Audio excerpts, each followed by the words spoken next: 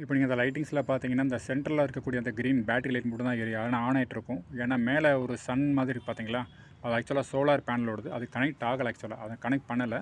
அது கனெக்ட் பண்ணுறதுக்கு முன்னாடி நான் உங்களுக்கு அந்த ப்ளோயர்ஸ் நான் கனெக்ட் பண்ணி காமிக்கிறேன். ஏன்னா பேட்டரியிலே ஓரளவுக்கு பவர்ஸ் இருக்குது. அதனால் நம்ம அதை யூஸ் பண்ணிக்கலாம். இப்போ ஃபஸ்ட்டு நான் வந்து அடுப்புக்கு உண்டான ப்ளோயர்ஸை நான் கனெக்ட் பண்ணிவிட்டு நான் உங்களுக்கு காமிக்கிறேன் ஃபஸ்ட்டு. இப்போ பார்த்தீங்கன்னா அடுப்புக்கு வந்து இதை நான் எடுத்துக்கிறேன். இதை நான் எடுத்துகிட்டு இப்போ ஆல்ரெடி பார்த்தீங்கன்னா ஒரு கண்ட்ரோலர் வச்சுருக்கு. ப்ளஸ் அதோட கனெக்ட் பண்ணி பார்த்தீங்கன்னா ஒரு நம்ம ப்ளோயர் வச்சுருக்கோம். பெரிய ப்ளோயர் தான் அது. இப்போ நான் அந்த டேரெக்டாக நான் கனெக்ட் பண்ணிவிட்டு உங்களுக்கு நான் ஆன் பண்ணி நான் காமிக்கிறேன்.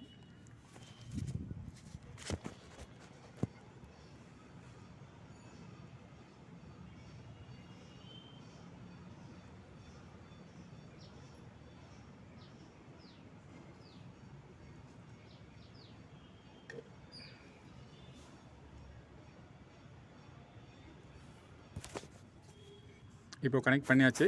இப்போ பாருங்கள்.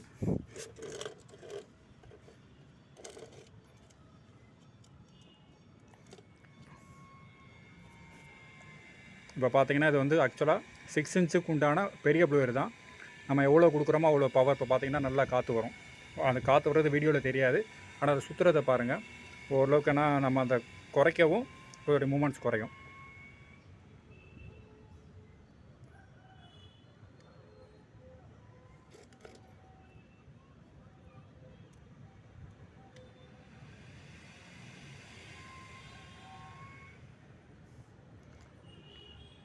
ஸோ உங்களுக்கு ஃபஸ்ட்டு இந்த பர்பஸ் தெரிஞ்சு இல்லையா? ஏன்னா இப்போது அடுப்பு யூஸ் பண்ணுறவங்க தாராளமாக பார்த்தீங்கன்னா இந்த செட்டப்பில் யூஸ் பண்ணலாம். இப்போது இதுலேயும் நான் பேனல் கனெக்ட் பண்ணல. அது ஏங்கிறத நான் அப்புறம் சொல்கிறேன் உங்களுக்கு.